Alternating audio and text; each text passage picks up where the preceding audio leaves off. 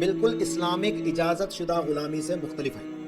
اسلام میں غلام زور زبردستی کرنے کے لیے نہیں، بلکہ اسلام میں غلام مدد کے لیے اور اس کی اتنی ہی عزت و آبرو حفاظت کی جاتی ہے جتنا کہ عام مسلمانوں کی ہوتی ہے۔ اگرچہ غلامی کا تصور کریں گے تو دنیا بھر میں جب سے نوع انسانیت یہاں پہ بسر کرنا شروع کرے تو اس وقت سے جہاں جیسے جیسے بھی جنگ ہوتے تھے وہ تمام لوگ ایک دوسرے کے اوپر اپنا جیت ظاہر کرتے ہیں، اور ان کے مخالفت میں جتنے بھی لوگ رہتے ہیں ان کو سب کو قید کر کے قیدی بنا کر وہ اپنے گھروں کے پاس لے کے آتے ہیں، اور ان کو عام طور پہ ہم آج غلامی کا تصور ایسا کرتے ہیں۔ حال ہی میں الگ الگ دیشوں کے جو جنگ ہوتے رہتے ہیں، الگ الگ ملک ایک دوسرے کے جنگ کرتے رہتے ہیں، لیکن اگرچہ کوئی ایک ملک کا سپاہی دوسرے ملک کے ہاتھوں میں آ گیا تو اس کو کیا کرتے ہیں؟ قیدی بناتے ہیں، اس کو ٹارچر کرتے ہیں، اور یہاں تک کہ وہ مر بھی جاتا۔ اور ہندوستان کی بھی بات ہے، ہندوستان، چائنا، ہندوستان، پاکستان، اس طرح کے کتنے بھی جنگ اور ہوتے رہتے ہیں، تو اس میں اگرچہ جنگی قیدیاں بن کے جہاں پہ جاتے تو ان کا کیا معاملہ رہتا؟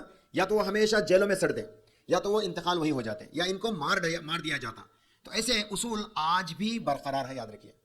لیکن اسلام میں جو غلامی کا تصور بتایا جاتا ہے وہ بالکل آج کے یہ سسٹم سے مخالفت ہے۔ حالانکہ نام تو اس کا غلامی ہے، لیکن اسلام ہر غلام کو آزاد کرنے کے لیے ابھارتا ہے اور اس کو ایک نیک عمل بتاتا ہے۔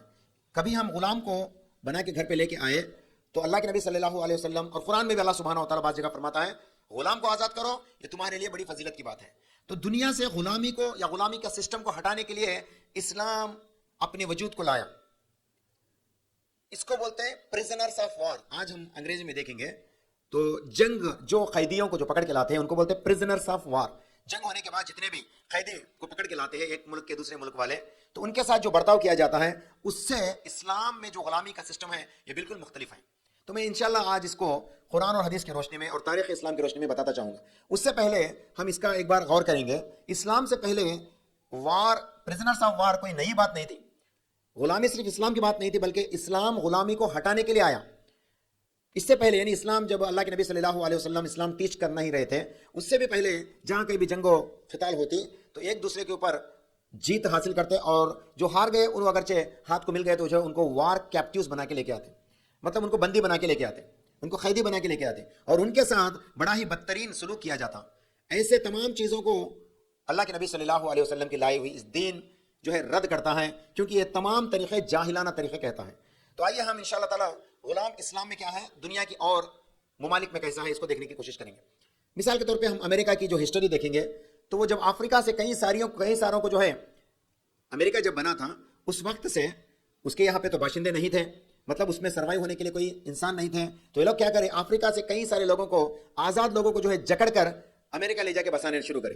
ہسٹری ہے ہمارا، انسائکلوپیڈیا برٹانیکا پڑھیں گے تو اس کے اندر آپ کو پورا درج کیا گیا ہے، کئی سارے ہسٹورک ایویڈنسز ہیں کہ ہر ملک دوسرے ملک کے اوپر قبضہ کرنے کی کوشش کرتا ہے اور وہاں کے باشندے کو جنگ کے قیدیوں کی سمت بناتا ہے اور ان کے حالت کو جو ہے بدتر کر دیتا ہے۔ آج بھی اس عنوان کے اوپر کئی سارے فلم بنتے آتے ہیں، ان کے ساتھ کیسا برتاؤ کیا جاتا، ویسے برتاؤ آج بھی کیا جاتا ہے، لیکن اسلام میں غلامی کا تصور اس سے بالکل ہٹکے ہے۔ ایک طریقے سے بولیں گے تو غلامی پہلے تو انٹروڈیوس کیا گیا غلاموں کو آزاد کرنے کے لیے، دنیا بھر میں جو اصول تھے وہ تمام کو ختم کرنے کے لیے۔ ایک بات یاد رکھیے، اسلام سے پہلے غلام کا کوئی اصول نہیں تھا، کوئی رولنگ نہیں تھا، جو ہاتھ کو مل گیا اس کے حساب سے یا تو وہ اس کو مار ڈالتا، یا تو اس کو بدتر سے بدترین سزا دیتا، یا اس کو تڑپا کر مار دیتا، یا اس کو جیل میں ڈال کے سڑا کے مار دیتا تھا۔ یہ تصور تھا اسلام میں، اسلام سے پہلے۔ لیکن جب اسلام آیا تو یہ تمام حالات کو بدل کے رکھ دیا۔ پہلے دیکھیں گے اسلام میں غلامی کس کو کہتے ہیں۔ ایک